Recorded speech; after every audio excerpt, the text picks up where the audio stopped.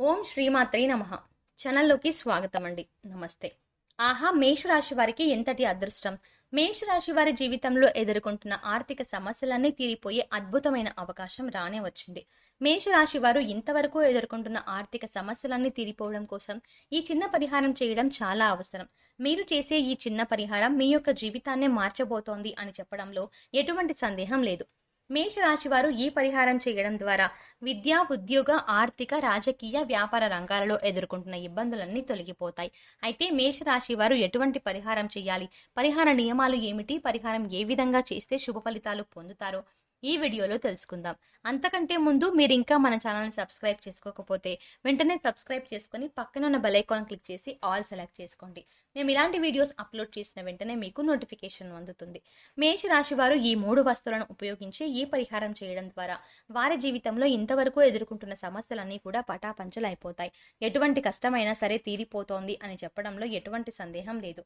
ఎంతో కాలంగా ఇబ్బంది పెడుతున్న ఆర్థిక సమస్యలన్నీ తొలగిపోయి మీ ఇంట్లో ఆర్థిక లాభాలు చేకూరతాయి. మానసిక ప్రశాంతత ఏర్పడుతుంది. ఆరోగ్యపరంగా ఎటువంటి సమస్యలు ఉన్నప్పటికీ ఉప్పుతో చేసే ఈ పరిహారం మీ యొక్క ఆరోగ్య సమస్యలన్నింటినీ పూర్తిగా నయం చేస్తుంది.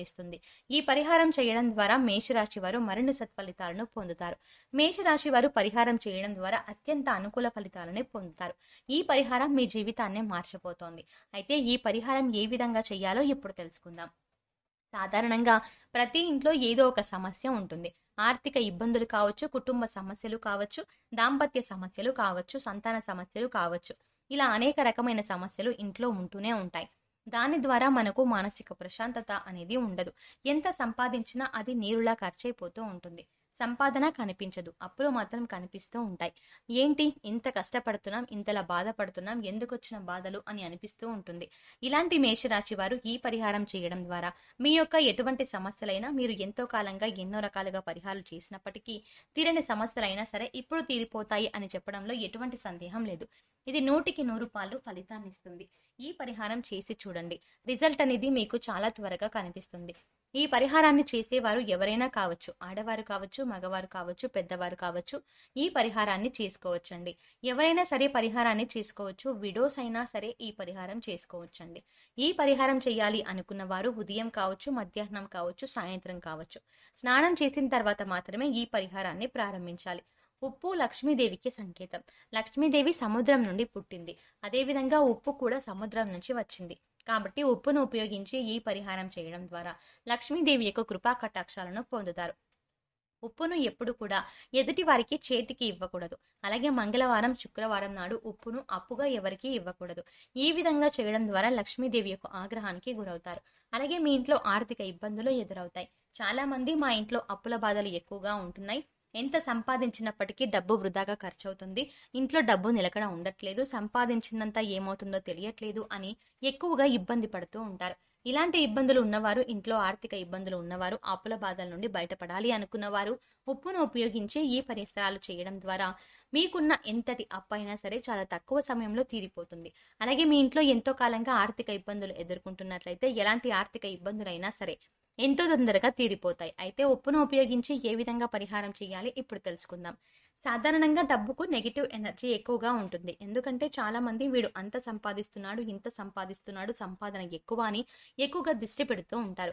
మీ యొక్క సంపాదనపై ఇతరుల చెడు దృష్టి పడి వచ్చిన ధనం వచ్చినట్టే వృధాగా ఖర్చు అవుతుంది తప్ప దానివల్ల మీకు ఎటువంటి ఉపయోగం ఉండదు. అలాంటి వారు ఈ పరిహారం చేయడం ద్వారా కనుదిష్టి పూర్తిగా తొలగిపోతుంది. అలాగే ఉప్పును ఎప్పుడు కూడా ప్లాస్టిక్ వస్తువులు నిల్వ ఉంచకూడదు. చాలా మంది ఆడవారు ఎక్కువగా ఉప్పును ప్లాస్టిక్ డబ్బాల్లో పెట్టి ఉంచుతూ ఉంటారు.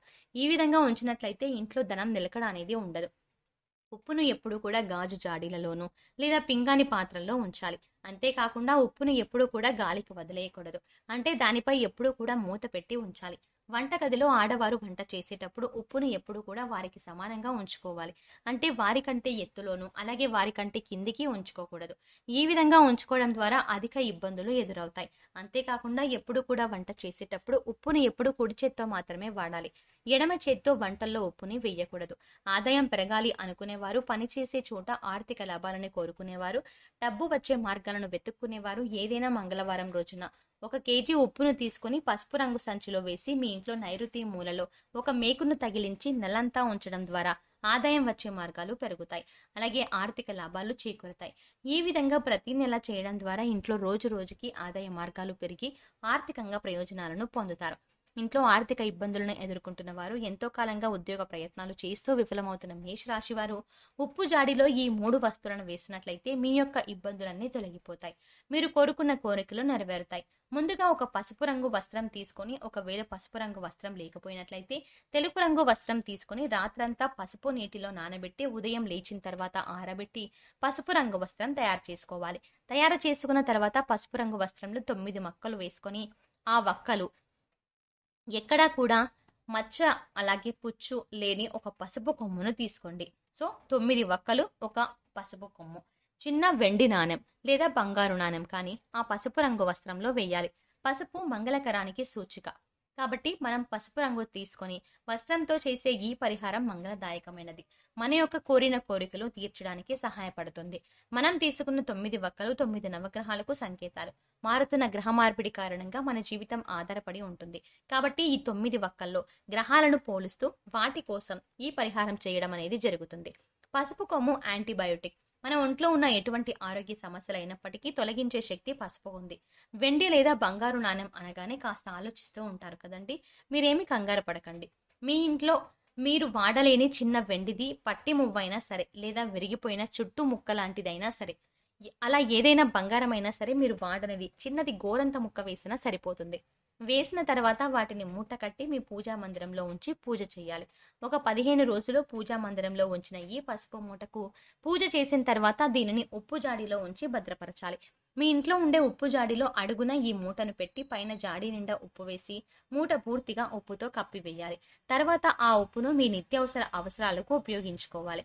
ఈయన 45 రోజులకు ఒకసారి చేస్తున్నట్లయితే మీ ఇంట్లో ఉన్న ఎటువంటి సమస్యలైనా సరే పూర్తిగా తొలగిపోతాయి.